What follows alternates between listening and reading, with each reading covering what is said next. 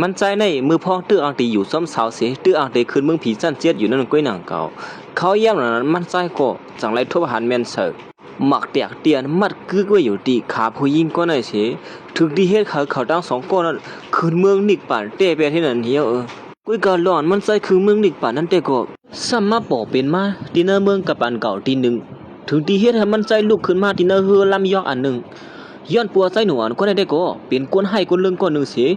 ยก้นหล่อลองก้นกลองหลวงแหละเฮ็ดเราเจอนี่เขามาเหี่ยมันใจซับปลุกตุ้มป้อมไหลให้นั้นเอวเล่ผู้หญิงแหละใส่เงินได้ซับปตันว่าเป็นว่าไม่ให้นั้นก็ย่อย้อนเปิ้นเจ้านั้นลองโหค่ายลงในซ้ำอำซื้อก้มกาตกที่ตัวมันใจก้อยน้องสาวมันใจก็ถูกก้นเจ้านี้นั้นมาเปียกินมันใจเหมือนกันเจ้านี้ในแลที่มันใจว่าป้อใส่แตนขึ้นในเขาตั้ง10 บาทในอำเตรียมทวนป้อในจึงติงยากำเหลียวในย่อเคยน้องยิงมันก็สังไรทุกย้อนที่เจ้านี้นั่นก้อยกาเจ้านี้ในซ้ำเอาเขาย่ำเหลียนในเสเฮาน้องยิงมันใจนั่นเสือโซโคปิดปอดอันในเสมากาเรียนไผนาเขานั่นเขาอย่างนั้นมันใจกล่อมใจก้นก็เก่าอยู่แหละจังไรห้องสอขึ้นมาสีภรรยาให้ที่นึงน้องสาวมันได้มันใจตื่นเตรียมยอมละจังไรตัดเป็ดจึกเรียกในเสลุกขึ้นมากว่าหาน้องสาวมันนั่นกำเหลียวอยู่ยาวเมื่อนั้นไอ้เจ้านี้มันได้ก็ทุกวันว่ามันใจเป็นก้นอ่อนเหมือนก็เก่านั่นอยู่แหละจังไร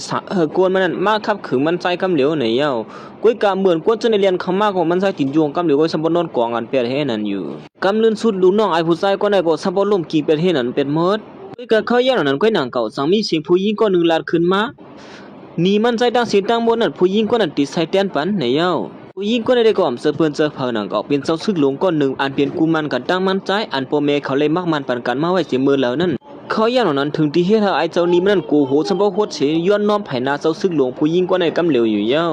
วผู้หญิงก็ได้ก็จังไรเฮินน้องชายมันนั่นใส่แตนนี่บันใส่เสื้อมันกว่ากำเหลียวเสียไอ้เจ้านี้มันได้ก็เหมือนไรเงินนั่นก็ลูกเรียนไว้หางป้อโหดตัวป้อหายเตะลงว่าก็ลองในใจจื้อมันก่อมย่อมจังไรหาไอ้ผู้ใจก็ได้เสือซื้อโคเตียนไอ้ผู้ใจก็นั้นเฮินน้องยิงมันเสือนั้นไอ้ผู้ใจก็ได้ก็อำพ้องหรืออะไรจังไรเสือซื้อโคในเสียเปลี่ยนเจ็บเสือตีเหนือมันใจที่เตว่าหนังว่าเยอะหลอนผู้หญิงก็ได้มาสวยแถมมันใจได้ก็อำเสือลองสางหนังเก่าผู้หญิงก็ได้ใครคืดลือลองมันกับดังมันใจย้อนปวดซื้อเสียมันใจลือหลังนั่นแหละใจได้ก็ไปฮู้ซักจังไรถามน้องยิงมันจังไรลัดในกว่านั่นเป็นกูมันเปียเฮาในว่านั้นผู้หญิงก็ในก่อเลยลัดขอความที่มันใจลัดถังเลขที่หนึ่งมันใจเป็นคนจ่ายเงินลงอันโปเมเขากั้นหาเงินมากก็ถึงที่เฮ็ดให้ลูกใจเขาเป็นหลายซึ่งไหนแหละอำเคยเตนะเฮาจะมันใจแหละจังไรเขาคือลือลองมันกันนั่นในเย้าก้อยกาลองในมันใจกว่าเลยจะละมีสังหรือสินั้นนำกาไปลัดตาผู้หญิงก็ในว่าเงินเตียนผู้หญิงก็ได้ใส่เตียนมันนี่มันใจนั่นเฮาผู้หญิงก็ในเอาปอกมือขึ้นละลองคือลือลองมันนั่นแต่อย่าไปไม่เสระละมันใจดีกว่าขับขืนปันก้อยในเย้าอย่างนั้นผู้หญิงก็ในก็อำลาดิสังน้ำขาสองก็พี่น้องก็สังไรปอกมือกว่าอยู่เย้าไว้สิกูซื้อกูลองเข้มแล้วเย้านั่นเขาสองก็พี่น้องก็สังไรมาตึงปังกันย้อนปัวมันใจเนี่ยเป็นก้นลองลงแหล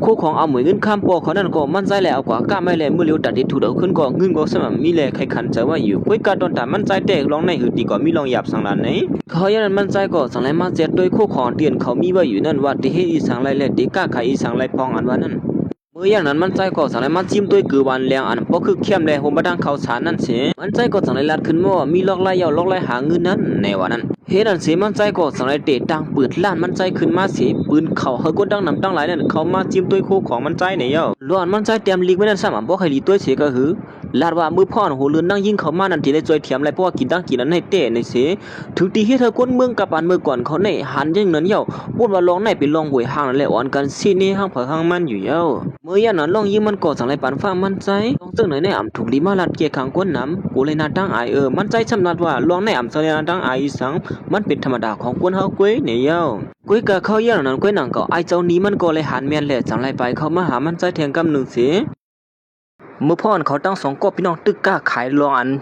กำเทียมไผ่ใบอยู่รีผู้ยิ่งนั่งก้อยหนังเก่าไอผู้ใจกวนบันเมียนกันน้ำมันใจนั่งก็สองในฮอดมาถึงที่ในเสียเมื่อเราโคความถังเลขตีหนึ่งมันใจเด็กก้าขายสังไรแพงในวันนั้นเหลือเสียนั้นไอผู้ใจก็ได้ตั้งเสริมมาลาตีเนเกี่ยกังก้นตั้งนำว่ามันใจเนี่ยเป็นก้นเป็นลายมอกะหือและก้าขายสังความอ่องมันเป็นก้นอันโมโตล้วนๆในเย้าไว้สิมันลัดเจ้านั้นก็ไปออกกว่าที่ในเย้าก้อยก็ว่าเมื่อย่างนั้นก้อยหนังเก่าสังมีผู้ยิ่งคนหนึ่งต้องเก็บต้องเจียนออกมาเสียนั่นก็เป็นหัวเรือนมันนั่งมาใจเจอมันก็จังไรว่าในได้ก็เป็นตื้อตั้งดีตอนดาเด็กขายคู่ของเฮาเนี่ยมันใจก็จังไรเฮาน้องยิ้มมันกว่าตักมันน้ำสวดมาปั่นผู้หญิงก็ได้กินด้วยในวันนั้น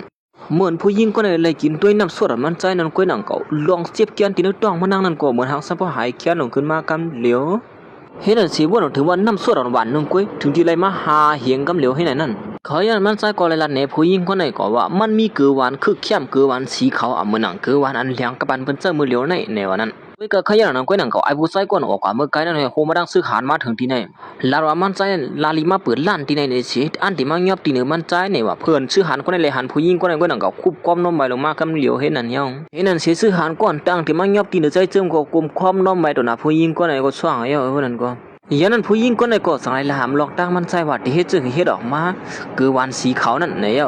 เขายันนั้นมันใจก็สั่งไล่มาโครงสร้างเฮ็ดเนี่ยลองอันผู้หญิงคนไหนที่เคยกินจ้ำด้วยผักกับปันเหมือนนั้นเหมือนผู้หญิงคนไหนเลยจ้ำด้วยผักกับปันเหมือนเตียนมันใจเฮ็ดมาเลี้ยงนั่นก้อยหนังก็เปลี่ยนจับพวกจับเสือที่ว่าบ่นถึงว่าผักในที่วันพวกปีนั้นในอันว่านั้นเห็นนั่นเสียอยู่มาแทงวันหนึ่งเขาตั้งสองก็พี่น้องก็สั่งไล่มาเตียนเปิ้นขายโคของคือเข้มและเพลมีโคของดีกว่ามันขายที่ไหนเพลคาเลยโคของดีกว่ามาซื้อที่ไหนอันว่านั้นกุ้ยก็ว่าเหมือนเขาเตียงเขามานั่นก้อยหนังเก่าซื้อหานันเปิดพักดูในก่อมปันเขาละมันใจก็ขั้นลาดกล้ามน้ำยาวแล้วจังได๋ตินโยนซื้อหานก้อนในเฮกกยอกเข้าไว้นั่นเนี่ยเที่ยงภายหนึ่งผู้หญิงกดมาซื้อน้ำสดที่หนึ่งมันใจนั่นก็มันจ้ามันนางก็สมบ่มูอยากสมบ่หาอีสังเทวว่านั่นก็นางยิงเขาในป้อมมีมันซ้ำหางนี่คือแค่อันนึงก็ติงินจมเทวว่างก็เนี่ยเที่ยงภายหนึ่งที่เนอปังป้อเนี่ยก็ก้นเขามาโหมตั้งน้ำตั้งหลายเทวว่าโหบ่ดังไอเจ้านี่ใจซึ้งมันอันนั้นถกแม่นกันดังใจซึ้งมันนั่นเขาอย่างตอนตาน้องยิงใจซึ้งมันก็สั่งให้ถามพี่ไอเขาว่าร้อนเขามาที่นั่นเงินเขาที่ป้ออยู่ข้างในนั่นเฮ็ดสั่งเลยเขาว่าจึงนั่นล่ะเพราะว่าในจึงย้อนปัวเฮือนเขามีที่ในนั้นเปิ้นที่มาซื้อเฮือนเขานั่นขนาดนั้นเขาอย่างนั้นเปิ้นก็สั่งให้ลูกว่าตีเฮือนมันใจสิขึ้นมาขายว่าพลังที่ซื้อกว่านั่นเขาอย่างนั้นเขาเสนอก็อ่อนกันปันเตอร์กันกว่าที่อันซื้อเฮือนเขานั้นมันใจก่อมเขี้ยวหนังเก่าสั่งให้ปันเตอร์เป็นขึ้นทางเฮ็ดนั้นเหมือนมันใจยุกมือสิลาดขึ้นมานั่นก็ยังเก่าคนยิ้มพร้อมเสนอของบันทางไอ้ผู้ใจก็ในกดลาดเขากำถางได้ดีในมันใจลาพมันใจมีเงินที่มาซื้อ2 3ปืนดีในนั้นเขาอย่างนั้นมันใจก็สั่งให้เขาน้องยิงมันเอาเติกเงินเขามาเปิดในเปิ้นว่าเขามีเงินอยู่ในนั้นเหมือนเขาน้องยิงมันเปิดขึ้นมานั่นก็ยังเก่าเงินก็มีเฮปยาเถอะที่มันใจสมบูรณ์ทุกเสริมกว่าเฮ้ยเงินจะมีเฮปยาให้ในวันนั้นกูที่ทางปังป้อนก็บริหารจัดการก็อ่อนกันอีกหลายมันใจกำเหลียวเฮ้ยตีเตี้ยมันยาวน้องยิงมันในอำไรเสริมมันตึกกูเงินเขาหายอะไรเสริมมันเขียนซื้อมันขนาดนึงกูเมื่อนั้นเปิ้นหิมกันซื้อเฮือนเขานำหนาอะไรน้องยิงมันก็กลัวเขามีเงินจักใส่ในจังไรเขาพี่เขาขึ้นลือก็ว่าถือว่ามันใจที่ปันเตอร์ขึ้นมาแทง300,000ถึงที่เฮ็ดให้พวกที่ในปังป้อนในพอทุกเสริมกว่าเฮ็ดนั้นเมื่อนั้นไอ้ผู้ใจก็ในเดือนที่บุญว่ามันใจเตรียมมีเงินเป็น300,000ปุ่นในเย้าก็ตั้งเสริมแล้วเธอคนขายเฮือนนั้นขายเฮือนมันใจกำเหลียวนั่นคือมันเตรียมมีเงินจ่ายนั้นในเย้ากุ้ยก็ว่าตอนตามันใจได้สมาเงินของป้อสิตาในก็ลอกไล่หาเงินมันใจได้ก็อย่าไปสั่งก็มันใจก็จะในสู้ของมามันจำมันคือเข้มอันผู้หญิงเขาเลยเจอสิเปื้อนนั่นเหมือนผู้หญิงคนอะไรมาหันเมียนมันจำมันใจนั่นกุ้ยหนังเก่าเป็นตุกคือเข้มว่ามันจำบ่นถึงว่าที่หันเจียงเลี้ยงพวกเป็นด้านในอันว่านั่นผู้หญิงจะในก็ย้อนปวดลักหางตาหางดีเลยเกี่ยวตาหางดีสูงมือตาหางดีเลยอ่อนกันเลยเจอมันจำมันติ๊กว่าเฮ็ดอันเดียวเคยไอ้ผู้ชายคนไหนก็ลาดิสังสารคือว่ามันจำอีสังเก่าก็เมียวในเสียจากไรจู่ออกมาพงกับอันเหมือเปลี่ยนพงใส่เจืองมันนั่นเฮ้ยในจอมเจอพงเก่าหือแล้วนี่ไอ้ผู้ชายคนไหนอ่ำต้นเนี่ยพันพงสั่งไรยิ้วออกมาพงใส่เจืองมันเสียมันมีมันจำคือเข้มในวันนั้นเคยนั้นใส่เจืองมันได้ก็คู่ขึ้นมากำเหลียวตีเตี้ยมันพงมันโตอยู่ที่ในมือไอ้ผู้ชายคนไหนนั่นก้อยกะคู่ของคือเข้มลงเจืองไหนเนี่ยใจเจืองมันหือดีปันกว่าตัวที่ในมือไอ้ผู้ชายคนไหนล่ะนะมันก็สั่งไรมันลักจู่เอาทองไอ้ผู้ชายคนไหนกว่าให้นั่นอยู่เย้าเจ้าก้าวก้อยมันใจก็สั่งไรเอามันจำคือเข้มมาเปิดแหนก้นที่เนื้อปังป้อยแน่ถึงที่ก้นกับปันเก่าเขาไล่หันมันจำคือเข้มลงเจ้าในเย้าเปลี่ยนอันไล่อกไล่เจ้าที่ว่าอยู่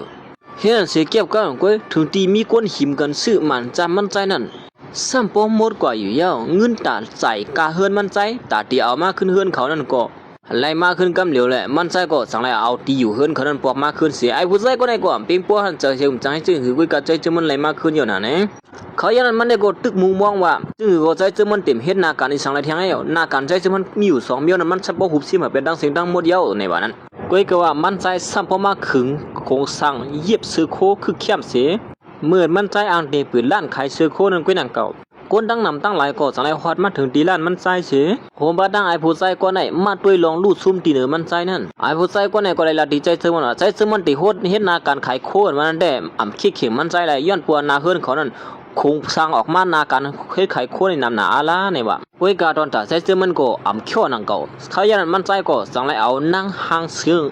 คู่ของคือเข้มเป็นสักยิบคู่อันว่านั้นแต่ตีโตพาได้ก็มันใจออกมาคู่แข็งคือเข้มซะไหนนึกว่าในใครโตอะไรก็เหือนมันก็ตื้นดีโตไรเนี่ยวันนั้นก็ไอ้ผู้ใจก็ได้ก็ตึกวนว่าคู่ของใจเจอมันนั้นเพราะคือเข้มเป็นคู่ของเขาเนี่ยว่ามันใจก็หนังเฮตีมีลองยุ่มยามนั้นมันใจสั่งไรเฮผู้หญิงก็1-3ตัวผู้หญิงหมอเสียดายในกูปัวอะไรมา3ตัวเนี่ยแต่คู่ของนั่นได้ตื้นคือเข้มขึ้นมากำเหลียว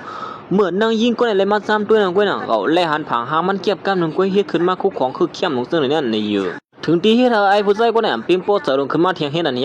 ยันนั้นมันก็เลยละที่ใจซึ่งมันว่าสมาโตพาในไว้สินั่นนึงก็ป้อมมีออกเปิงหางสู้คุคือเข้มได้มีเพิ่นมาซื้อในอยู่ใจซึ่งมันก็มียำเขี้ยวนางเก่าเขาอย่างนั้นมันใจก็สั่งเลยเอานั่งอันที่มันใจจางมาสีมาเสือซื้อโคผางหางคือเข้มโคกับปันเหม่อลงเนี่ยออกมันนี่ผางหางนี่ตั้งนำตั้งหลายอยู่เย้ามันใจก็สั่งเลยลัดเนี่ยก็ว่าซื้อโคเหม่อตีลั่นเขาเนี่ยเป็นอันปัวมาเหม่ออะไรอันคือเข้มอะไรไรเจอซื้อคือก็อะไรเหมือนนั่งยิงจะได้เลยหันโคของซึ่งในโคเป็นอันไรเจอเดียวว่าคือเข้มที่เดียวว่าเนี่ยเย้าก้อยกายผู้ใจก็ในก็มียอมหนังก็สั่งเลยลัดลงขึ้นมาว่าซื้อโคซึ่งในปล่อยเนื้อปล่อยตัวเนี่ยพวกเดินมาเป็นผู้ยิ่งขายตัวเดียวในอยู่ลัดเขากำเสนขึ้นมาเขาอย่างนั้นใจเจอมันก็สั่งเลยลัดในกว่าลองตามมันกับปานมือเหลียวในเพื่อนนับเจอเนี่ยใครเสือซื้อโคซึ่งหือหนังกลางเจอใครเสือนั้นเสือเลยตั้งสิ่งตั้งหมดเห็นในวันนั้นย้อนพวกข้อความลัดใจเจอมันขอนสองการนั้นก้อยหนังเก่าถือดีเฮ็ดผู้หญิงเขาจะในไหลอกเลยเจอเดียวว่าจูเขาเกิดเป็นกวนมดไปหางมันอ่ะต้นยาเอาตัวเสือเก่าเต็ดตัดสิปอกวันมันในเอาตัวเสือเก่าเต็ดตัดซึ่งได้เป็นอันปิ้งโป๊เจอเดียวเห็นในวันนั้นถึงที่เฮ็ดผู้ชายคนไหนยอมหับไหลสีเป็นขี้หักสองโหนออกมากำเหลวให้นั่นเหี่ยวย้อนพวกอะไรเงินนำอะไรน้องยิ้มมันได้ก็เป็นอันจ้วมซื้อไว้อยู่ไรเป็นล้านนั่นเขาอย่างนั้นมันใช้ได้ก่อมไปคือดื้อใครหนึ่งก้อยมันใช้สั่งออกเพิ่งหางเพื่อนลีกอันนึงสิเขาเสนอเฮ็ดจอมหนังเพื่อนลีกเตียนมันใช้เตรียมแหน่นั่นเนี่ยผู้หญิงคนไหนก็เลยละตีมันใช้บ่ามีเงินที่อดก้อยมาหาเฮ็ดนาการอีสังกำดูซุ่มได้ก้อยผีมัวรอเห็นในวันนั้นเขายังจังมีคนหนึ่งไปเขามาดีในเสอันบ่ใครหับใช้ซื้อมันเสียใจเจ้ามันก็เอาเงินนั้นเยียดยาดมันก็เป็นอันคนหันถึงเงินกองก็มันก็ใครได้เงินไปในวันนั้นหลอนมันหับตอนไหนผู้ชายคนนั้นได้ก็มันมีแผนการให้หมังซื้อหมังลองเก็บกันก้อยเขาเนี่ยก็มืดคือปานว่าหักกันมาสิมือก็เรียกมันเอาลงมอเที่ยงภายนึงก็ไอ้ผู้ชายก็ได้ก็กวยขี้มัวเราห้องก็พาเขานั้นก็มีเพลย์เฮก็เปิ้นกว่าที่เห็นใจเจิงสิ่งนั้นเสมอแล้วในวันนั้นมันก็เป็นทุกเจอเต่งก็มื้อนั้นแท้เขาทั้งสองก็ในก็ย้อนปัวใจเจิงมันมาสู้ยุงไปหมักมีเขาในเขาเตรียมย้อมขึ้นลือเขาในหนึ่งกวยบ่วนหาลอกไล่ที่เฮ็ดใจเจิงมันลุดซุ่มนั่นเที่ยงภายนึงตอนถ้าใจเจิงมันก็เฮ็ดตั้งกินนั่นคือเข้มตาที่เฮ็ดขายนั่นเป็นตั้งกินกับปันเหมือหลายๆสาวว่าเปิดร้านตั้งกินได้กวนที่ไรเจอตั้งนำตั้งหลายเนี่ยผู้ชายก็ไหนเป็นผู้ชายกับอันเหมือแหละจังไรเฮากวนเนี่ยมาขับขืนตั้งกินกับอันเหมืออันคือเข้มอันลีวันมันนั่นเย้าเมื่อหน้าหางลีเขาในเลยจิ้มตัวนั่นก้วยหนังเก่าปวดตันว่าเป็นก้นขืนเมืองผีเมื่อน้องหิมันเลยจิ้มตัวก็เป็นอันว่าวันเตี้ยว่าในวันนั้นผู้หญิงก็ในก็เลยลาขึ้นมาว่าอ่ำต้นยำกินเนื้อหมูความบ่เป็นแต่ในมาสิปอกในเย้าก้วยก็ว่าเมื่อเขาแย่นั้นก้วยหนังเก่าเจ้าเจเวียงนั่นก็ยินวันนาการนั่นคือเข้มนั่นแหละเขามาเหล่มาใส่มันใจในเย้าก้วยก็ลองอันเจ้าเจเวียงมาที่นั่นแหละก็อ่ำบ่ใครลีถ่อมเสกะหือหนังเก่าก้วยก็ลองในตอนตามันใจได้หือดีกว่าก้วยสังย้อนปัวไปหมอคนกับปันหมอในคือเข้มบ่กะหือในนั้นเมื่อย่างนั้นมันใจก็สังไหลมาหับตอนเขียกตีในนั้นโหบดังเจ้าเจเวียงนั่นอยู่เย้าเจ้าเสียเวียงนั่นก็ไล่ละตีมันใจว่าเคยมาจำตัวตั้งกินตีล้านมันใจอันปืดเหม่อในเนี่ยหลอนเจ้าเสียเวียงมาที่นั่นได้ก็อ่ำเสียยันปืนเผานั่นก็ย้อนปืนปลุงก็ในแหละโหมาทางไอ้ผู้ชายเปลี่ยนไหลนั่นก็อ่างเด็กเขามาอยากจื้อเสียงมันใจลู่ซุ่มนั่นขนาดไหนนั่นคือมันใจเตรียมปืนล้านที่ในนั่นน่ะเย้าเขาอย่างนั้นไอ้ผู้ชายคนไหนก็ต้องไอ้ล้านขึ้นมาภายน้ำมันใจนั่นคือมันใจเดียวในตั้งไอ้นั่นว่าเฮ็ดสังล้านที่ในซ้ำบ่มีคนมาหับแขกซีดเมื่อนั้นมันใจก็จังไรเสื้อลอกไล่กับปันเหมืออันจุงสันเจอผู้ชายเขาเสียจังไรห้องหน้าหางลีเขานั่นเสือซื้อโคกับปันเหมือเข้ามาที่ในกำเหลียวอยู่เย้าถึงที่เจ้าเจ็บเรื่องกวนเจในแลหันแมนโกเป็นอันจับอกซับเสือเตี้ยว่าเขาอย่างนั้นมันใจก็จังไรมาถามเจ้าเสียเวียงเลยตั้งผู้เกี่ยมเสียเวียงนั่นว่าเป็นชื่อหือสองเพียงป้อเจอเนี่ยเขาเสนอก็เป็นอันว่าเพียงป้อหันเจอเตี้ยว่าในวันนั้นไอ้ในเด็กก็ป้อให้กระหึ่งเขาเพียงป้อหันเจอก็ผมขย้ำภาพนั้นขนาดไหนก็ต้องได้ผู้ชายคนในกลุ่มไปยังไงนั่นก็ที่ได้เป็นล้านตั้งกินอ่ำจืดล้านขายเมกะลีอันวันไอ้นั่นใจเจอมันก็จะให้เกียงละขึ้นมาป้อมเลยเจอก็เด็กเก็บซิมขึ้นมัวๆอยู่เจ้าชีวิตนั่นก็ยันปวดเลยเจอนั่นแหละจังนั้นว่าลองในก็ปันมามีเหี่ยวเลยเห็นในวันนั้นต้นเบื้องเลยเจอเต็มบ้าใจเจอมันก็จังไรเฮาผู้หญิงคนในมักกาไล่กับปันเหมือนบ้าดีเจนว่าดีเจนว่านั่นยันปวดนั่งยิงซึ่งในสือโคกับปันเหมือนเลยไล่กากับปันเหมือนคือเข้มเลยถึงดีเฮ็ดเจ้าชีวิตในกาสมบัติขย่อยลงมาเป็นล้ำให้นั่นเหี่ยวยันนั้นก็นั่งเก่าสามีคนหนึ่งเรียนเขามาสิลัดว่าข้องมือที่นั่นเนี่ยมีคนฉีก็เมื่อไอ้ผู้ชายคนนั้นเลยยินเจอก็ลุกขึ้นมากำเหลียวฉีหมับเนสใส่เจ้าวันว่าล้านตั้งกินสามมีคนเฮ็ดเขาให้พักเห็นในวันนั้นเจอเสียเบี้ยก็เมื่อเลยยินเจอนั้นก็สั่งให้ปักตาใส่เจ้ามันกำเหลียวสามว่าเมาตั้งกินมาเต้เพราะว่าในจึงตีปืนล้านที่นั่นเนี่ยไหลในวันนั้นไอ้ผู้ชายคนนั้นก็เนียนน้ำเนียนตาขึ้นมาสิเฮาเสียเบี้ยนั้นปีกเป็นล้านตั้งกินใส่เจ้ามันที่ในกำเหลียวเห็นในวันนั้นเว้ยก็เขายันนั้นก็นั่งเก่าน้องยิงใส่เจ้ามันเลยเจ้ายิงนั้นก็สั่งให้เอาตั้งกินคือแคมตั้งกินกับบันเหมืออันเปิ้นห้องว่าหมูย่างหมูจุ่มอันว่านั้นยาวมอไม้ในยอดทางเต้นื้อลิบนั่นขนาดไหนเหมือนเขาเลยหันจนก็ปีนันปิ้งโป๊ะเสือเสียเอานื้อลิบมาเลี้ยงกันนั่นแหละปีนเอียนมันเหี่ยเห็นในวันนั้นใจเจอมันในกว่าใบเสือหือเตยไว้สัง มันใจกวยเจอลวกไล่กินกับปันเหมือนั่นสิเอาหมุนมาปล่อยลงกว่าที่เนื้อโมเขานั่นสิก็มาอย่างคือแคมเลยน้ำมันออกจี้จ้ากว่าน้ำพิษมากกว่ามาไล่ลงก็ตาบันได้เต็มหลัวคือยี่เราตั้งวันนั่นแหละเมื่อเขาย่างนั้นก้อยหนังเก่าเจ้าจีเบียนก็ยินเสียวไอ้ปัดสามสับบ่หอมหิงไว้ให้นั่นเหมือนใจจะมันเลยเอาเกลือปล่อยลงก่อนนั่นเขาเยี่ยมนั้นมันใจก็สั่งไรเขาเจ้าเวียงนั้นจิ้มตัวว่าเนื้อหมูในเปลี่ยนหือสองคือเข้มอันนั้นเจ้าจีเวียงนั้นก่อนเลยเปิดเทยสั่งใส่ตาบกำเหลียวให้เมื่อเลยตาบแล้วก็ดอกหมักด่างก็สับบ่ขย่อออกมาให้นั่นเต่งก็ลูดตั้งหวานได้ชับบ่ลืมวันลืมเมืองเต่งก็นั่นเขาเยี่ยมนั้นเจ้าจีเวียงนั้นก็สั่งไรสั่งลูกน้องมันปวงก้ามน้ำลงกว่าเขาใจจะมันกล้าขายดีในล้วนเลี้ยวในอยู่ก็เขาปืนเขาว่าการในเป็นล้านชื่อเสียงอย่างเช่นบนดินเวียงในเอาเจอมันก็เป็นงินโจมตีนเจ้าจีเวียงได้เดียวว่าไอ้ผู้ใจก็ในได้ก็เป็นจะลำใส่กรรมให้นั่นเยอะมันเถอะอันนี้ก็สั่งไรลาดขึ้นมาว่าตั้งกินในสมาร์ทโปรมาเหมือนสีตาในก็คุยกับมันก็หลากหลายเสียก็หือหนังเก่าให้ในวันนั้นกูตั้งในเผาก็คนคว้าออกมาอะไรเอาตั้งกินปวดเหมือนในเผาก็เฮ็ดอะไรเอาเฮ้ในวันนั้นหนังคือใจเชื่อมันติ่มปืนล่าอะไรนั้นมันก็คัดเสือลาดแก้งก็ไอ้นี่เด้อเขาย่านมันก็สั่งไรตาใจเชื่อมันบอกใจเชื่อมันหมดเฮ็ดภาพพอเป็นนั้นก็เอากุ้งที่เป็นนั้นกินมันขึ้นมาเฮ็ดเลยกุ้งเลี้ยงมีเรื่องน้ำนั่นในวันนั้นกุ้งเลี้ยงอันเมืองเขาได้ก็เป็นเบื้องกันว่ากินไรท่าล้าบ่กินเอาต้องกว่าแฮในวันนั้นก้วยกาเมืองกับปันเหมือนนั่นได้กุ้งกันว่านั่นได้ชื่อนั่นได้กิโลนั่นได้ก็คือผมพูดนั้นน้ำหนักจ้อยดอกจ้อยทั้งนั้นแท้โลกามันก็คือนี่คนจะได้ก็ว่าฮู้จักคุกของมีกาคันได้เป็นอันบ้าเย็ดเลยละเฮวันนั้นเขาย่านน้องยิงใจเจิงก็จะได้เอามากุ้งตัวนี้สิว่ามันให้กินได้ยุบใหญ่เฮาเหมือนมันใจเลยหันจะนำเปลี่ยนตัวเสือกว่าในห้าสัวมันเปลี่ยนอันล็อกมันละมันนั่นเขาใครจ้ำเนี่ยชนพวกสุดเลยจิ้มตัวได้ก็สูลืมเมืองเตะในมือเขาซื้อในไรหันกุ้งคือเข้มกึ่งวานเอาในอ่ำฮัดกินนั่นละมีเอาใจซื้อไม่กล้วยไรหันโคขอนมีกาขันเต้ๆในนั้นเขาย่านั้นมันใจก่อนเลยละที่ไอ้ผู้ชายก่อนนำถกแม่นกันตั้งมานั่นว่าเพราะว่ามันเฮ็ดพักในวันเด้ๆเนี่ยตากันตั้งไอ้ผู้ชายก่อนไอ้ผู้ชายก่อนเนี่ยเอานาการอาปันมันไอ้ในก็ฮู้ว่าใจซื้อมันเฮ็ดอะไรพร้อมเสริมกว่าคำเดียวเฮ็ดนั่นอยู่เย้าเฮ็ดนั่นสิเก็บก้างกล้วยมันใจก็สังไรโคกสุกเย้าตัวหลีงามไอ้ซัมบ่หอมสอดตัวเฮือนกว่าเฮ็ดนั่นอยู่เย้าเขาย่ามันใจก็สังไรปานสาวหางหลีก็ได้จิ้มด้วยก่อนตั้งสุดเปิ้นอยู่เยาก็โฮมบ่ดังน้องยิงมานั่นอยู่เย้าย่านั้นมันใจก็สังไรเอายืนมือปันเซาซีเวงก็ได้กว่าเฮ็ดนั่นอยู่เหมือนเจ้าซื้อยังก็ในเลยกินตัวนั้นกล้วยหนังเก่าเปลี่ยนว่ายินหลียินชมได้เดียวว่ายินหวานคือเข้มนะในวันเมื่อเลยหันเจ้านั้นคิงในก็ใครจิ้มตัวเผาก็อ่อนกันเขาจิ้มตัวมาหีมันกันถึงตีช้ำมันใจสมบูรณ์ลูกเรียนไปเป็นให้นั่นเนี่ยเขาอย่างนั้นมันใจก่อนเลยละตีไอ้ผู้ใจก่อนตามมันนั่นว่าเมื่อเร็วเผาก็เลยใส่กันเนี่ยเมื่อได้เมื่อเอานาการว่าเรายืนมาปันเก่าเหี้ยวละในวันไหนไอ้ในก็ยอดพวกคนตั้งหนาวในมันจังหวะเด็กลูกซ่องก็กล้วยกะใจเจอมันก่อมยอมละลาใจเจอมันก่อสังเตี้ยออกมานั่นเสียมาลงไหลมือกว่าให้นั่นเหี้ยมีปาดมือเสียชับปัดงาแทงให้นั่นน่ะไว้สีหน้าการมันเลยออกมันคือเข้มเยาก็มันใจสังไรห้องสาวหางหลีเนี่ยสิมานอนกอดนอนกลมให้นั่นเนี่ยทำขึ้นได้ก็ปีนั้นว่าเขาเนี่ยคือเข้มเต้งก็ดีเปิ้นกวยการได้เคยยันนั้นกวยหนังเก่าสังมีผู้ให้เสริมมายานอนลาบหืออีสังได้ก็หูกวาดของจัวให้นั่นน่ะเนี่ยนั่นได้ก็เปลี่ยนไอ้ผู้ชายก็ในกดเสยกว่าเฮ็ดนั่นขนาดเนาะไอ้ผู้ชายก็ในได้ก็วนว่ามันใจเรียบได้นอนลาบอยู่นั่นสิอันนี้มาขับขึงตีเหนือมันใจในว่านั้นกวยก็ว่าเหมือนมันเอาเลี้ยวมันพันลงกว่านั้นกวยหนังเก่าย้อนปัวใจซื้อมันอยู่เลยๆย่าหมอนโหกวยเก็บก้างกวยใจซื้อมันก็สังไรขับขึงเป็นลูกน้องตาเป้นั่นปีนจูจีเป็นให้นั่นหมดเดียวตอนตามันใจก็กึดก็เหลียวไว้เลยซุ่มเยาซุ่มเถียงให้นั่นเหี่ย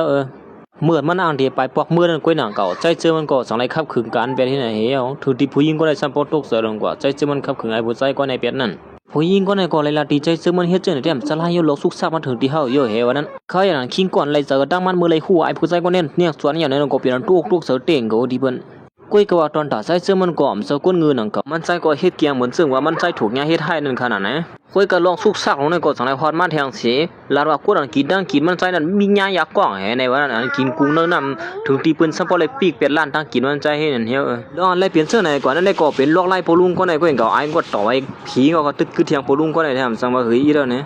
นักการเขาตื้อหาลีขึ้นมากกว่าตอนนั้นน้องยิ่งมันแต่ปีนั้นขี่อ้วกขี่เจอได้ว่าพี่ไอ้เขาแต่คู่ลอกไล่หาเงินน่ะเนาะสังที่กุยสังน่ะเนี่ยตอนนั้นผู้หญิงก่อนญาใจซื้อมันเกี่ยวกับแล้วก็มาลัดในเสาซึกหลวงก็ในเฮาเสาซึกหลวงก็ในก็ปีนั้นตุกเสือที่เดียวว่างก็ดีเปิ้นผู้หญิงก็ในก็สังว่าเขาทั้งสองก็พร้อมใส่กันเลยเกี่ยวขี่กันก็เห็นในวันนั้นเขาอย่างนั้นตอนถามมันใส่ก็สังไรมาด้วยเป็นการเรียนการไล่อยู่ดินเฮ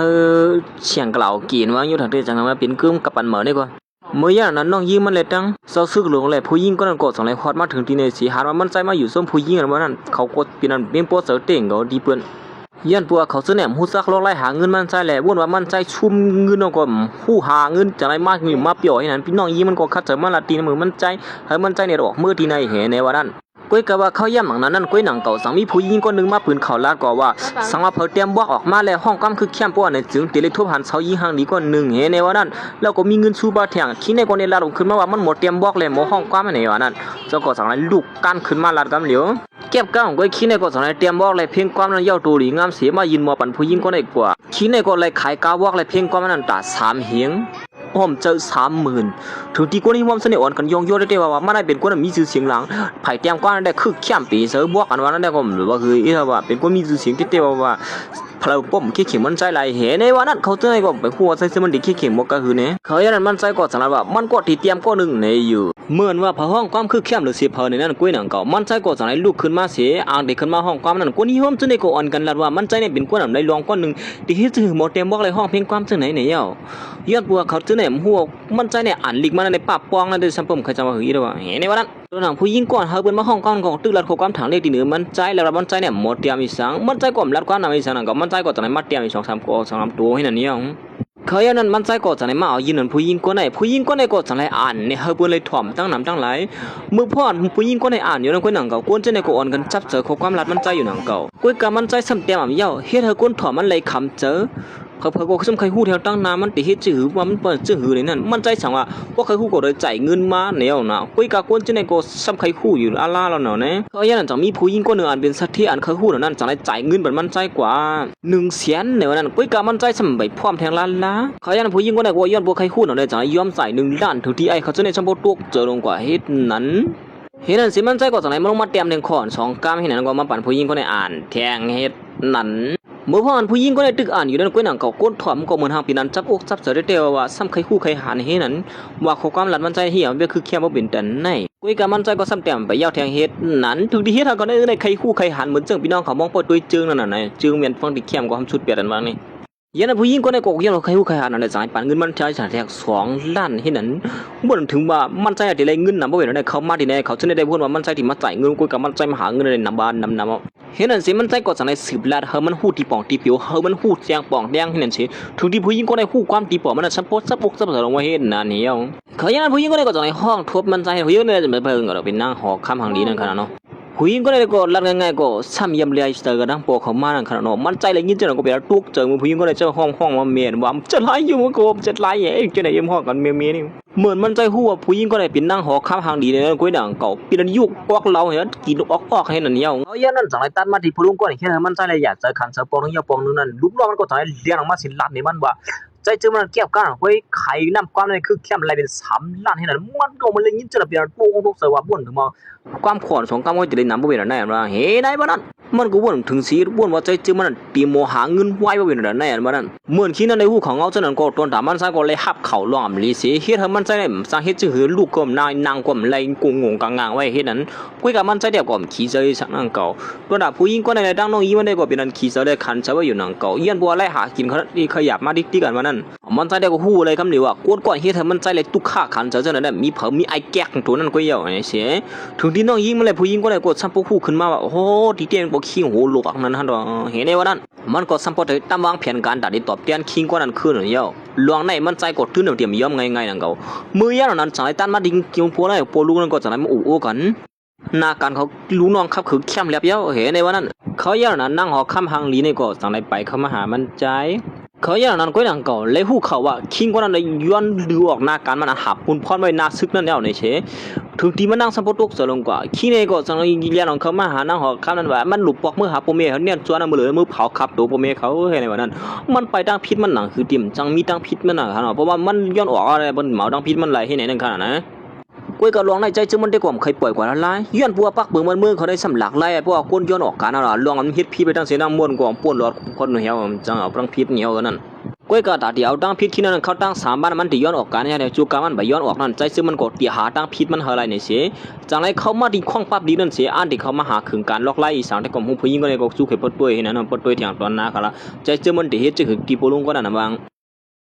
เขาอย่างนั้นใจเจอมันก็สังไรเขามาตีเนื้อข้องตีในเสียมาสอกหาโคของอันคือเข้มแลเจ็ดด้วยว่าโคของอันแล้วที่มีกาขันในนั้นก้อยก็ว่าร้อนปลุงก็นั่นกินสู้กินลาบที่เหนือก้นเมืองปอติเซอร์เมาอ่อนน่ะบ่ได้เตรียมย่ออะไรชัวมันใจจังไรจุกพงกับมันเหมือนขึ้นมาสิเจอพงในนับ หลอนปลุงก็ได้กินสู้กินลับตีเหนือก้นเมืองนั่นอยู่เย้าตอนดาคิดเนี่ยก็ว่นว่าวันเตียนมันป้อการนั่นตีฮอดมาถึงเดียวนั่นแหละว่นว่ามันตีหลอดเย้าไหนกุยกะเขาเย้านั้นกุยหนังเก่านั่งหอค่ำนั่นก็จังไรฮอดมาถึงตีในเสียย่ำหนังนั้นใจเจอมันก็จังไรมาถึงตีในเหมือนกันหนังเก่าโหมาดังเสียนหมายสลางอันปลุงก็ได้กินสู้กินลับเหนือก้นวันก้นเมืองนั่นตอนแต่มันได้ก็ว่าทำถึงว่าใจเสื้อมันติงยับไหลหลอนมันเฮ็ดจังไหนนั่นมันถามว่าใจเสื้อมันติงนับแบบเย้าตัวไรเนี่ยว่านั่นเขาอย่างนั้นมันใจก็จังไรต่างเราในนั่งหอค้ำล็อกไล่นับกับปันเหมาแหลมมันกินสู้กินลับใน1 ปีในกินก็คือแหละลู่ซุ่มกว่าก็คือไล่เฮ็ดคือหลายๆในนั่นกำลังสุดปลุงก็ได้ก็จังไรยอมหับเสอังเตลัดเนี่ยว่าไม่ควรอยู่ภายหลังมันเสียเก็บซิมใบลองเตือนในนั่นในเสเมื่อมันยับหนังก้อยหนังเก่าจังมีคนมาอึดซบมันเปียที่นั่นอยู่เย้ากุยกะเขาอย่างนั้นใจซึ่งมันมาซ้อมหาคนก้อนนั้นก่อมด้านหันไว้ว่าคนก้อนนั้นอะไรว่าไว้เต้งก่อนนั้นเขาดึกขับขึงลองสู้อยู่ในเย้าตัวหลีงามกุยมือย่างนั้นกุยหนังเก่าจังมีเจ้าซื้อก้อนนึงเลยมาต่างเราเนี่ยนั่นได้ก็เป็นไอ้น้องไส้ก้อนเป็นกูมันทั้งใจซึ่งมันเมื่อเขายอดเพกก็หักกันนั้นกุยหนังเก่าเมื่อไอ้ผู้ใจก้อนนั้นเลยหันใจซึ่งมันก็ลาดว่าใจซึ่งเป็นคนได้ลวงมาอย่างที่ในเห็นในวันนั้นลวงหายในมาที่นั้นได้ก็มาลัดในว่าลวงเขาต่อสู้ผู้เขียนนั้นเมื่อเหลือเขาลู่ซุ่มเย้าเขาหมอเปี้ยผู้เขียนไรในวันนั้นเมื่อยิงซึ่งนั้นก็เป็นตัวทุกเสือไว้หนังเก่าลวงไล่ต่อสู้ผู้เขียนเขานั้นเขาหมดแต่ว่าเพ่นกันซึ่งเลยซุ่มกว่าเห็นในว่าเหมือนใจซึ่งมันเลยยินลองตั้งซึ่งนั้นเนี่ยมันใจก็จังไรละขึ้นว่าอ่ำเสือผู้เขียนนั้นเขียนหนาลายย้อนผัวสูงเงือกไว้ในวันนั้นเขาอย่างนั้นมันใจก็จังไรยิบขึ้นมาคือยิบผู้เขียนนั้นคือยิบผู้เขียนนั้นก็เลยว่าคือแคมเต้นหนังเก่าเขาอย่างนั้นมันใจก็จังไรว่าลองข้าได้1 ก้อยต่างตัวมันเตก็เจริก้อยในเยอะมันใจก็จังไรเฮนั่งหอคำนั้นปวงความนักเฮจีสั่งมันใจกว่าในไอ้ผู้ใจก็ในเดลัดว่าบันใจซึ่งมันก็ละลาตีให้ทำปังลูกซุ่มเขานั้นทุกแค่ในเยอะเว้ยก็นั่งหอคำก็ในก็จังไรพร้อมจะจอมใจซึ่งมันสีเฮใจซึ่งมันกว่าจ้องไอ้ซื้อหันก็ในกว่าให้นั่นอยู่ไอ้ในก็จังให้จึงหือกาไล่หัวเอาใจซึ่งมันกว่าตีตับซื้อเขานั้นกำเร็วอยู่เย้าเขาตั้ง2ก็สังไรมาเตียนเขาตั้งวางแผนการซื้อเขานั่นเมื่อผู้หญิงก็ได้เลยหันว่าใช้ซื้อมันมาในนั้นก้อยหนังเก่าเปลี่ยนนั้นเอกอักมันใช้ซื้อมันสมบูรณ์โคตรหูไว้นั่นนี่ผู้บังเซาซื้อหลงเสือไหนลัดว่าใช้ซื้อมันเป็นคนได้ลวงมาตีนั่นเนี่ยจะไล่มันในอยู่หรือเสียนไอ้ผู้ใช้ก็ในก็เลยลัดเนี่ยป้าว่าใช้ซื้อมันอ่อนคนมา30ก็ไว้เป็นเปลี่ยนคนเขียนเรียกขนาด1ก็มีลองไล่30,000เขาเลยหู้จังนึงก็เปลี่ยนนั้นตัวเสือว่าใช้ซื้อมันลองไล่ตาให้ในวันนั้นผู้หญิงก็ได้ก็วุ่นว่าใช้ซื้อมันเฮ็ดช่างไรเนี่ยได้เท่าสูงสุดใช้ซื้อมันปอกมือขึ้นในอยู่ก้อยก็ใช้ซื้อมันหือดีกว่าย่อมละเนี่ยเมื่อไอ้ผู้ชายก็ได้เล็งยินว่าใช้เสื้อมันเป็นกูมันด้านผู้หญิงก็ได้เสียเป็นเสื้อหนาในนั้นไม่ใจก็เนี่ยเขากับถังในที่หนึ่งใช้เสื้อมันลัดว่าใช้เสื้อมันเป็นคนได้ลวงก็นึงมาอย่างที่ในเห็นในวันนั้นมันใจก็ตอนนั้นลัดในเขาก็ว่ามันหมอเฮ็ดเครื่องยิบคือเข้มแก่นแข็งเลยเสียผู้เขียนนั่นแทงสามเอาลอกไล่มันเตะบ่ในจึงตีได้อ่องมันกว่าคำห้างในอยู่ไอ้ผู้ชายก็ได้อ่ำยุ่มเสียแล้วเขากับถังในที่หนึ่งมันใจอยู่เห็นนั่นติ๊กยันนั้นใจเสื้อมันก่อมเขี้ยวนั่งก็เพราะว่าเป็นเดี๋ยวนั้นก็ห้ามมาตากันด้วยเนี่ยว่าเขาเฮ็ดเข้มก็หมดได้จ่ายเป็นเงินเขา3 เฮงตัวละในเย้าเห็นนั่นสิเขาก็ตอนนั้นตัวลงพร้อมเจอกันปุลุงก็ได้ก็บ่นว่าใจเสื้อมันเล็บดิกูโหดเสียปอกมือขึ้นเย้าในวันนั้นธรรมดาเขาอย่างนั้นมันใจก็ตอนนั้นซื้อกับเขียงคือเข้มลงมาเสียเฮาไอเขาเจอในเอาเลี้ยวมาพันด้วยซื้อกับเสียงมันกำเลี้ยวในอยู่ใจก็ในกลุ่มได้เปิดทื่ออีสานตอนในภาพบ้าของมันใจสีช่ำบ่มเขาอีเดินตุกเจอเขาหน่อยอย่างนั้นได้ก็ไอ้ผู้ชายก็ได้ลักเลี้ยมันขึ้นมาเสมาพันเฉิดใจเจอมันนั่นก้อยกามันพันจื้อก็ตื้นน้ำเขาละย้อนปัวซื้อกับเสียงใจเจอมันในย้อนปัวเอาเลี้ยงเฮ็ดไว้นั่นขนาดไหนมันพันเฉิดแทงกำนึงก็มันเขาเฮ็ดนั่นอยู่เย้าถึงดีไอ้ในสัมปบ่นปองซีดว่าคู่ของในเป็นคู่ของอีสังอ่ะมันป้อเขาเลยคู่ของในมาเสียก็ถอดสู้ผู้เขียนแต่ผู้เขียนนั้นว่านั้นแต่มรู้กูอีสังเย้าในวันนั้นเฮ็ดนั่นเสียย้อนปัวเลยซื้อกับเสียงใจเจอมันมาเลยเฮ็ดให้เขาในเลยออกเป็ดซื้อกว่าอยู่เย้าปอกำในนั้นเขาอย่างนั้นใช้ซื้อมันก่อนเลยละที่ไอ้ผู้ชายก่อนเขาตากันไหมอย่าไปลืมหน้าปานเงินกัน5 ล้านอันว่านั่นน่ะก้อยก็ซึ่งหือก็เย้าลองซุกซักลงเขานั่นก่อนไปขึ้นลือหนังเก่าย้อนปัวหมู่ซุ่มซื้อหานั่นเป้าไว้เช่นตั้งตาที่ส่งเขาส่งน้ำตั้งกินเขานั่นแหละเขาก่อมจะให้ซึ่งหืออย่างนั้นมันใช้ก็สั่งไรห้องผู้หญิงก็ได้ก็อุบซ้อมอีกนึงในวันนั้นมันใช้ก็เลยละเตผู้หญิงก็ได้ว่าปัวออกเป็ดซื้อปอกในเย้าเฮานากันนั้นตกเป็นตอนตามันใช้กว่าในวันนั้นมันใช้เป็นคนก็เลยนาเลยตาอันว่านั้นขนาดไหนแล้วไงก็ผู้หญิงก็ในก่อนหนังหือตีอ่องเป้นั่นก็สังไรยอมหับข้อความมันใจทุกย้อนนั่นอยู่เย้าเห็นนั่นเสียมันใจก็สังไรหาผู้หญิงก็ในกว่าหางเฮียนลิ้นเผาเลยตั้งหมักขี้จึงมาอยู่เย้าหลอนมันใจขยันนั่นเด็กก็เป็นหมากแตกนั่นขนาดไหนมันใจก็สังไรไพ่ขิดมาตาไปไหนก็ไอ้นั่นเด็กก็ไปพูดดีบอกว่าเป็นอีสังนั่นในวันนั้นเห็นนั่นเสียเมื่อหมากแตกขึ้นมานั่นก้อยหนังเขาจงก็ชั้นบ่ตุกสลงกว่าเห็นนั้นย้อนผัวเพียนกันใจเจอมันเลยเฮ็ดให้หมู่ซุ่มเขาเลยอ่องเปี้ยซึกลงกว่ากำเหลียวอยู่ตอนนั้นน้องยีมันก็มาเลยฮู้เขาว่าพี่ไอ้เขาอ่องเปี้ยซึกอย่างนั้นเปลี่ยนจุ่มเสื้อเสียยุ่มไม่อยู่เห็นนั้นเห็นนั่นเสียเขาก็จังไรอ่องเปี้ยซึกเสียบอกมาอยู่นางหอข้ามนั่นก็เปลี่ยนงินจุ่มตีหมู่ซุ่มเขาได้ว่าผู้หญิงก็ได้ก็เฮ็ดจำหนังความลัดแล้วเอาหน้ากันนั้นยุ่งเหยิงอาปันมันใจกว่าเห็นนั้นเสียตับซึกกันแน่ปิดดอนตามันใจกว่าในบ้านนั้นก้อยก็จะหือลองเปลี่ยนมานั้นก็เฮ็ดให้คนก็หนึ่งอ่ะมิงบ่เสเขาทั้ง2ก็ใครมาฮู้กันกับนี้ได้ผู้หญิงก็ได้ห้ามซีไว้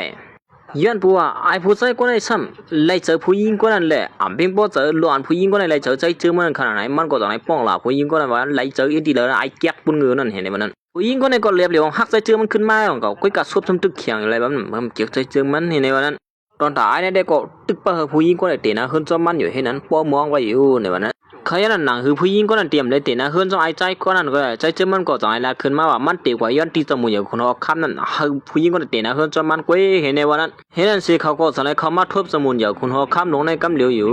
เขาอย่างนั้นเหมือนมาทบสมุนอย่างคนเขาคำนายผู้ใต้ก็ในก็ตามตั้งพี่ตีเหนือใจเจอมันผู้ว่าใจเจอมันผู้ล็อกไล่กึกเข้มก็เลยว่าใจเจอมันสึกซิไม่ก็เร็วเสียหมอกมันเนี่ยซื้อหันเขาเฮ็ดซื้อหันนั้นตุกซุ่มกว่าในวันนั้นตั้งพี่ใจเจอมันเห็นในวันนั้นมีปิญญาวันนั้นก็พวกเขาให้เขาไผ่คนก็เป็นตามตั้งพี่เขาเปรียบเจ้าหน่อยนี่วันนั้นขามีปิญญาคำบ่ใครรัดในเปิ้นเอาจังได๋ก็หันลีจอมสิอ่อนกันว่าใจจึงมันมีปิญญายอมรัดในเปิ้นเห็นนั้นผู้เปิ้นรัดในเขาที่ออกเปียมันก็เจอแล้วนะกำลีเลยเขายันนั่งหอคำก็สองรัดจอยคำเหลียวรัดว่ามันก็เจ็ดด้วยที่ขึ้นใจจึงมันเหยาใจจึงมันก่อมและเฮ็ดเครื่องยิบอย่างซึกซิมไว้ในว่านั้นไอ้ผู้ใจก็ในก็ใครเนี่ยว่าใจจึงมันเฮ็ดเครื่องยิบซิมไว้เลยใครลุกพื้นไว้ในว่านั้นใจจึงมันก่อมโคตรเขาเฮ็ดเขาก็ผิดหูกันนึงก็มันนี่ก็ไอ้นั่นรัดนำหนาลาอะไรปัวเขาก็ซ้ำพวกใครงอกมืองาหน้าผากเก๋นะมันก็เลยงอมความน้ำไหลขึ้นอย่างนี้ย้อนปัวเขาเนี่ยก็ยิบกำเป็นตับซึกกันได้แหละก้อยก็ตับซึกสมัยอยู่ที่ในมือใจเจอมันตัดให้ยิบกำมันก็ขยับไปมันก็ป่องหลาลูกอย่างก็ดีเป็นเขาอย่างนั้นสมุนอยู่คนเราข้ามนั้นก็สั่งว่าปุ๊บนั้นก็สู้ไล่มาซึ่งนั้นก็เขาสู้ขลายสังก็ลาเข้ามาเลยนั่นใจเจอมันก็สั่งไล่ลาดเนี่ยก็ว่ามันขลายสู้ขลายพอก็ขาขลายผู้หญิงก็ไหนเห็นในวันนั้นมันใจก็ลาขึ้นมาซึ่งนั้นไอ้ผู้ใจก็เนี่ยก็ปีนโป๊ะขึ้นมาก็เลยเมื่อว่าไอ้ไหนเขาขลายในผู้หญิงก็ไหนเห็นในวันนั้นไอ้ผู้ชายคนไหนเป็นพ่อหันเจอลงขึ้นมากำเหลียวย้อนผัวใจซึ่งมันนั่นว่าตีปีนก็หักกันดังผู้หญิงก่อนมันไล่เจอนั่นไหนเย้าตีเตมันเย้าใจเจอมันเลยผู้หญิงคนไหนก็ซ้ำบ่เป็นกูมันกันมาเข้าหึงเย้าเขาอย่างนั้นมันใจก็สั่งให้เอาลิวโมมันกันที่เขามันกันมานั่นเสมันเนี่ยอยู่เย้าตอนด่าไอ้ไหนก็คัดเจอลัดปีเจอปีเขามันว่าผู้หญิงคนนั้นซ้ำบ่ขึ้นลือลองมันกันดังใจซึ่งมันเย้าตีเฮ็ดจะหือเป็นกันไรอยู่นี่อยู่เขาอย่างนั้นมันใจก็สั่งให้ต่างเราในจมูกเย้าคนเฮาคำนั้นว่าเจ้าอยู่เขาจะเพี้ยนถอนมันกันนั้นว่านั่นแท้เขาขึ้นลือลองมันเสียตาก้อยกับว่ามันใจมันขึ้นลือเลยเขาดังสองก็จะเป็นกูมันกันอยู่ในวันนั้นเขาอย่างนั้นจมูกเย้าคนเฮาคำนั้นก็สั่งว่าลองไหนก็เป็นลองเย้าเดียวว่ามันในตั้งมีนางมันดีอุบโอกันสิก่อนในวันนั้นเห็นนั่นเสียเหมือนเขาตั้งสองก็ไปออกมาภายนอกกันก้อยหนังเก่าไอ้ผู้ใจก็เลยก็สั่งจอมปวดได้ซื้อมันมาเถียงให้นั้นเยอะก็มาละทีในว่าชื่อก็ผู้หญิงก็เลยตีนะเขาจะมันก้อยในวันผู้หญิงก็เลยไม่เลยเจอก็เนี่ยก็ตึกปั่นปีจนเปิ้นเปิ้นบุกกุนหัวมันเต้นหรอใจเจอมันก็ขั้นยินเลยผ่ามือห่างเกี่ยมไอ้ผู้ใจก็เนี่ยเห็นอันนี้ก็ตุกเสือห้องหายสิเลียนปอกมือขึ้นกว่าขึ้นเห็นนั่นเหี่ยวเห็นนั่นสิหลายวันก็ป่นกว่าเขาก็สั่งให้มากขึ้นปางกูเหมือนแทงกล้ามนึงเห็นนั่นเขาอย่างนั้นมีนางสมุนอย่างคนเขานั่นก็สั่งรัดว่าเฮ้ยเขาเคียงกันสิก่อนสามารถใครเอาเตนะขึ้นจะมีหวังก็นั่นเต้ในวันนั้นไอ้ผู้ใจก็ในก็มือเลยยินจะเป็นอันปีป้อนจะได้ว่ามันโอ้มันจะว่าใจเจอมันติดชูมันในวันนั้นอย่างนั้นเขาข้ามในก็สั่งแล้วตีเขาว่ามือเหลือเนี่ยมันเอวเจ็บนะอะไรล้วนเขาที่เคียงกันในสามารถที่เธอเอวเจ็บเนี่ยหายป้อนในจึงก้นก็นั่นที่อ่องเปียกว่าในวันนั้นเขาอย่างนั้นได้ก็ว่ามาถูกตั้งเย้าบล็อกไล่จิลิจนได้มันหมอนะในวันนั้นเห็นนั่นเสียมันก็สั่งให้มาจ้ามบัดนั่งหอคำนั้นกำเหลียวว่าเฮาเอวเจ็บนั่งหอคำนั้นฉันบ่หายกว่าเอาเข็มมาตำติ่มจมคอเจ้านั่นสินั่งหอคำนั้นก็สั่งว่าหลีแก่ในวันนั้นอันนี้ก็ทางไล่ลาดงขึ้นมากำเหลียวสั่งให้ถามใจเจอเมื่อไรยี่นั่งเหรอกำในนั่งหอคำเปลี่ยนหือเขายุดยาวนั่งหอคำในเห็นในวันนั้นไอ้นั่นใจเจอมันก็สั่งให้ลาติมันว่าล็อกไล่สูในมันเทืองหนาลาควรวันควรมือทุกข้านั้นติ่มมีลอกไล่ที่จังนั้นเนี่ยอยู่เขาอย่างมันก็ปิ้งป้อนเจอจากทิ้งจบมันขึ้นผมคงมาด้านหน้าหอคำนั้นก็จังแล้วจีเจอมันว่าลอกไล่เจอไหนก็แก่อยู่หนังเก่าเห็นในวันนั้นเขาอย่างนั้นตอนด่าใจเจอมันเนี่ยก็เอาตีนอนกับปันเหมือนนอนคือเข้มป้ออะไรนอนเนื้อเลยได้ฉันผมให้รู้ให้หน่อยนี้เดี๋ยวจังเลยสั่งซื้อขานั้นออกมาตีนอนคือเข้มนั่นอยู่เยอะไอ้ผู้ชายคนนั้นก็เลยมาเลยหันตีนอนใจเจอมันก็มาตื้อตัวเสียว่าลอกไล่ตีนอนเจอไหนดีที่สุดคือที่เธอเอวเจี๊ยบหายก็ลีอ้ามตายเมื่อเยอะในวันนั้นพอแล้วก็ฮัดจำด้วยเชก่อนเลยลูกยิงนั่งหอข้ามก่อนเป็นเมย์ใจเชื่อมันออกจะเมียโปคนหนึ่งก็จะมาจ้ามตัวนั่นเนี่ยเหมือนมันนั่งไรนอนตัวนั่นก็นั่งก็ว่าเข้มนะวันไหนไม่นั่งก็ไหนก็เยี่ยนพวงเป็นเจอขนาดไหนจะหมุนเดียวคนเราข้ามก็ลาที่ลูกยิงมันว่าซึ่งในจันเตี่ยมนะอะไรอย่าไปเฮ็ดเจอที่กินเกี่ยกังก็ดังน้ำในวันนั้นมันนั่งก็เนี่ยตังเราเนี่ยโปเขากำลังว่ามันที่นอนเจอได้เข้มเตี้ยโปอะไรนอนได้3 คืนได้ตื่นใครลูกเห็นเนี่ยนั้นเมื่อนั้นจะหมุนเดียวคนเราข้ามก็จังว่าพอปิ่นแต่นั้นก็ให้จ้ามตัวก่อนในเมื่อในวันนั้นไอ้นั่นจังว่าเฮ้ยจะหมุนเดียวคนเราข้ามอย่าไปเฮ็ดเจอเนี่ยครับที่ต้นยกเจอได้นอนเนื้อเนี่ยไรขนาดกำนอนเนี่ยลุกขึ้นมาไรเต็มจะไล่เห็นนั่นตามมาลงเขาจะเนี่ยก็จอยลาจำหนังเก่าที่เปิ้ลเว้ยก็จะหมุนเดียวคนเราข้ามได้ก็เลยนอนที่นั่นหนังเก่าจังเลยยี่บที่นอนใจเจอมันสีมาจ้ามตัวเสียแล้วราที่นอนนั่นได้เข้มแก่แน่พวกเขาขี่จ้างลงโค้งกันได้เกี่ยวไปเจอในสุขให้หูเห็นในวันนั้นเขาอย่างนั่งหอข้ามนั่นก็โมเลยยินผมมันละเจอนั่นก็จังไรมันนอนจ้ามตัวอย่างไหนอย่างนั้นได้ก็ เหมือนมันนั่งไหลนอนลงด้วยนั่นก้อยหนังก็ลูกเข้มเตี้ยเนี่ยเพราะฉะนั้นก็เข้าด้วยล็อก2 ล็อกเนี่ยในวันนั้นล็อกอีก2ได้ก็พี่น้องก็เจียนจ้างก้อยขนาดเฮ็ดอันเสียเขาก็จะได้จ้ามด้วยเนื้อดีนอนใจเจิงวันไหน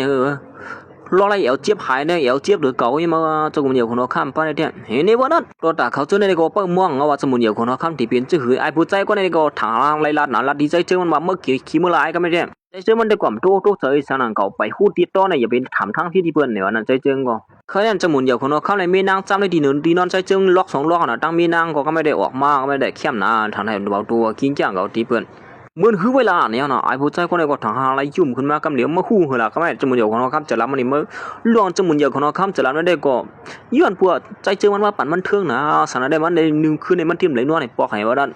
มันเบียนเจ้าไรในจมูกเหนียวของเราข้ามมันก็ไปละลองตั้งไอ้ในก็ทางหาอะไรละนะเขาว่าได้เก็บคอไปละไอ้ผู้ใจคนไหนได้เห็นในว่านั้นไอ้ในเด้ไอ้ผู้ชายคนนั้นก็วนว่าจมูกเหนียวของเราข้ามนั้นตีปันดำทั้งที่ได้เจอมันในอยู่ตอนแต่ใจเจอมันก็วนว่าจมูกเหนียวของเราข้ามตีปันดำทั้งพิษเหมือนกันนั่งเก่าตัวนางลูกสาวจมูกเหนียวของเราข้ามนั้นก็ตั้งหลักใจมันใจอยู่ก้อยกาจมูกเหนียวของเราข้ามในอ่ำเลยว่าอีสานที่หนึ่งมันใจเสียมก้าไปเพียงป้อหันเจอตีหนึ่งกูนอนมันใจนั่นแทงกวนที่เฮ็ดเขาตั้ง2นั่นเตะนะเฮือนกึ่มกันมุนซื่อๆในเย้าเขาอย่างนั้นถึงที่ผู้หญิงก็ได้ก็สัมปตกเสือเราว่าผมบ่ตั้งไอ้ผู้ชายคนนั้นจมูกเหนียวของเราข้ามในก็จังไรนั่นเนี่ยก็ว่าร้อนมันหลาใจเจอมันเฮ็ดสั่งเลยเก็บซิไม่ก็เดี๋ยวสมบ่มาบานสิเด้อเห็นในว่านั้นเขาอย่างนั้นผู้หญิงก็ในกดสั่งในป่องเสือเลี้ยงขึ้นมาว่าใจเจอมันอ่ำพิษเสียมก้าไปเอาออกเปี้ยไอ้ผู้ชายคนนั้นแทงก่อนอยู่เย้าเฮ็ดเธอลองเอวเจ็บนั้นหายกว่าเสียมก้าเฮ็ดเธอลองขี่เนื้อเต็กเต็งกันนั้นเข้มหนาในว่านั้นเฮ็ดนั่นสิเขาก็จังนั้นว่าติดจัดเฮ็ดไว้บางแคบมันใจเจอมันเนี่ยเย้าตอนตายในก็จังนั้นว่ามันตื้นยอมละเห็นในว่านั้นเขาอย่างนั้นมันก็จังนั้นว่าใจเจอมันเอาตื้อทางลีในเสียมีไว้กุ้ยในมันตื้นยอมละเห็นในว่านั้นมันได้ขี้เข่งยื้อกลางมันก็ได้เชื่อมันในว่านั้นเมื่ออย่างนั้นเขาข้ามนั้นก็จังนั้นว่า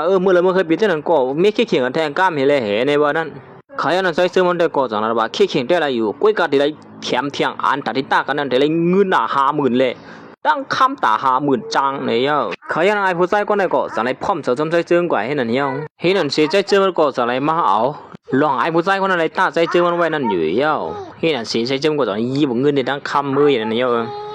ปรุงก็ได้ก่อนเป็นปอได้ก็เป็นจะรับใช้กรรมที่หนึ่งลูกชายได้ว่างก็ก้อยกาสัวกาเข้าไปมังหูกันนั้นเขาก็จังไรมากินจ่อกันเพื่อพอกำลึงชุดที่ในวันนั้นไอ้ผู้ชายคนนี้ก็อันให้ที่หนึ่งใจเจอในวันนั้นเขาอย่างนั้นเขาตั้ง2ก็จังไรเมาแล้วแต่ด่าใจเจอมันได้ก่อนเมาแล้วก็เฮ็ดอย่างเมาอีกก่อนนั้นผู้ชายคนนี้ก็เมาเตี้ยงก็เขาอย่างนั้นก็สายลาดออกลองเสือซิมมันดังเสียดังหมดเยี่ยวก็สายลาดขึ้นมาลองเสือซิมเตียนปอเขาขับคึงเป็นปอใจเจอมันนั้นเมื่ออย่างนั้นน้องยิงใจเจอมันได้ก็เป็นตกเสือตอนด่าใจเจอมันได้ก็เฮ็ดมือหนามตกเสือดีเตี้ยมันก็เป็นอันเจ็บเสือได้เตี้ยว่างก็อย่างนั้นได้ก็เขาอย่างนั้นมันได้ก็วนว่าใจเจอมันหูตู้คิดอะไรเสียก็เรียนใจเจอมันอยู่เขาอย่างนั้นใจเจอมันได้ก็จึงว่านั่นนะสังไรยี่บอกยาคือเขี้ยวมันปล่อยเขาก่อนที่เนื้อซัวมันกำเหลียวเย้ามืออย่างนั้นมันก็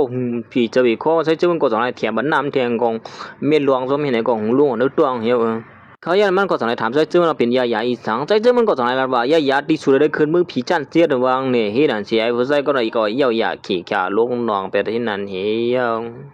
เมื่ออย่างลูกน้องตะเปียเขาก็จังไรตุกเสือสิมาลันเนี่ยโปเขาเนาะโปเขาก็เป็นตุกเสือเต็งก็มือเลยคู่ลูกชายเนี่ยจวนนั้นว่างแทงไผ่นึงก็สมุนใหญ่คนเขาข้ามในตั้งมีน้ำมันก็ชุ่มที่นอนเหมือเลยกุ่มกาจ้อขี่กันให้นั่นทั้งว่านั่งขึ้นเปลี่ยนการปกป้องวันมืออย่างอีละมืออย่างลูกน้องก็จังเลี้ยงเขามาแทงพี่น้องสุกยุงเยอะในวันนั้นธรรมดาคิงก่อนลูกชายตายก็อำเภอถึงเหี่ยวอันที่มันลุกขึ้นสมุนเดียวของเราข้ามสมุนเดียวของเราข้ามตรงนั้นอีกหลานมันขอน2 กำสีเขาอย่างมันก็จังไรอันที่ชิมเม็ดจังไรมันจังนั้นว่าเขาอันได้ลุกขึ้นมาได้เขาตั้งหลายปีมาในตั้งบางเพียนการมาได้ในวันนั้นอย่างนั้นคิงก่อนมาก่อนได้ก็อินเฮียมันยืงเยอะนะในวันนั้นผู้หญิงก่อนว่าติเตียนนะคือเจ้ากับนางใส่เจอนั่นก็จังไรมาเขี่ยกันได้ผู้ชายคนไหนกุ้ยก็ขี้ในก็เขียนนั่นนะข้ามันชื่อหาจะในสมบุกปีนจูจีกว่าเสียงผู้หญิงก็ได้ก็เปิดทายอย่างน่ะอันนี้เขาว่าขับเขินขี้เนี่ยก็ก็หิวที่เปียขี้เนี่ยนะขี้เนี่ยตามมือไหวนั่นก็มันปีนตาหายกว่ากุ้ยก็กำลีเลยใจเจอมันยิบกองปอดกับวันเหมือขึ้นมาเสียมางาคอน่ะเมื่อนั้นมันก็จังนั้นว่าคู่ของเจ้าได้ทุช่างเลยเห็นแล้วนั่นย้อนปัวขำยำหันกองปอดเจ้านั่นขนาดนั้นเจอมันได้ก่อมลาดิสังน้ำจังนั้นกองเลี้ยงขี้เนี่ยก็ปีนตาหายกว่าเห็นนั่นเหี้ยคิงก่อนห้องเปิ้นมากก็มือเลยหันเสนก็เป็นตุกเสือเสียใจมันเฮ็ดจริงก็อะไรคุ้มๆก้มๆให้นั่นนี่เนาะย้อนปัวกูตายนั่นขนาดนั้นเฮ็ดนั่นสิมันก็จังนั้นย่างยอบตั้งพิษลูกขึ้นสวรรค์เจ้าเมืองกันว่าตอนถ้าใจเจอมันก็ไล่เปลี่ยนจมูกใหญ่คุณว่าค้ำเต็มเจิงก็มันกุ้ยขนาดว่ามันเคยเหลียวันเล่าเมืองขนาดนึงกุ้ยอ่ำเคยเลยสังในว่านั้นบ่ถึงนั้นก็คาดิยอดปอกมือก่อนเห็นมันก็ช่วงเหี้ยมันใจก็จังได๋ยี่ผู้หญิงก่อนว่าใครมันใจเนาะเป็นกูมันกันเหี้ยก็ช่วงหามื้อคืนละมื้อนอนซ้ำกันเหี้ยหาเห็นในว่านั้นกำลืนชุดเจ้าก็เหี่ยวๆก็ในเปิดด้วยทางเจิงเหม่อเหี้ยค่ะล่ะพี่น้องเขา